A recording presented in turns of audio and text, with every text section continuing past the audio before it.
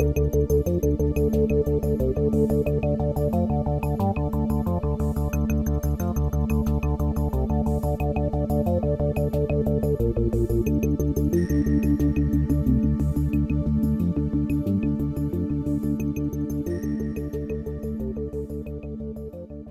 arrivons maintenant à l'étape finale de la construction de notre maison BBC.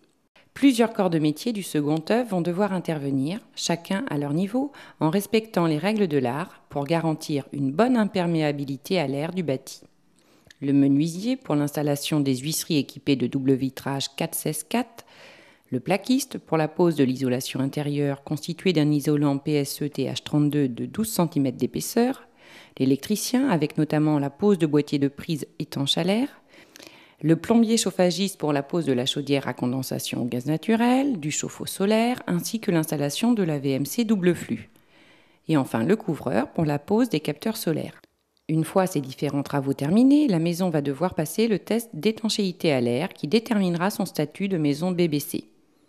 Ce test permet de mesurer les flux d'air s'infiltrant dans le bâtiment et de vérifier la perméabilité à l'air de l'enveloppe. Le débit de fuite doit être inférieur à 0,6 m3 par mètre carré par heure. La maison est une maison traditionnelle qui est construite en bloc béton Technibloc et plaques de plâtre. Donc la mesure de perméabilité que nous avons réalisée, c'était une mesure qui est instrumentée. Donc nous avons une porte munie d'un ventilateur et nous faisons des deltas de pression entre l'intérieur et l'extérieur. Donc nous faisons plusieurs paliers, de 10 à un palier supérieur à 50 pascal. Et nous, par extrapolation, nous extrapolons le Q4 qui est lui à 4 pascal.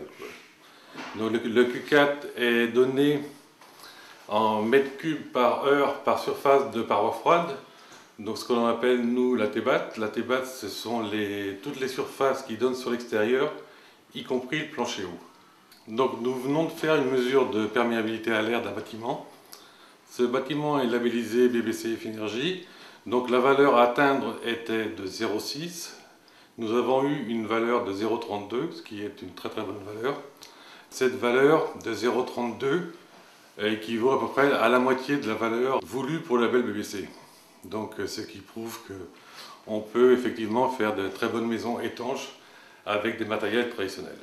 Concernant notre projet immobilier, initialement tous les deux on avait pour projet une construction de maison classique de type parpaing, et après réflexion et échange avec Maison de l'Avenir, nous nous sommes rendus compte qu'une maison BBC était possible par rapport à notre budget.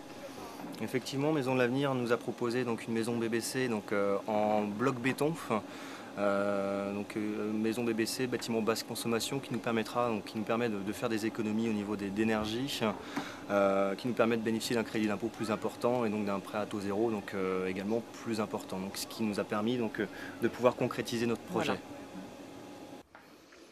Il est parfaitement possible aujourd'hui, en utilisant des matériaux courants, de proximité et économiques comme le bloc béton, d'accéder aux performances énergétiques imposées par le label BBC et Finergie et la prochaine RT 2012.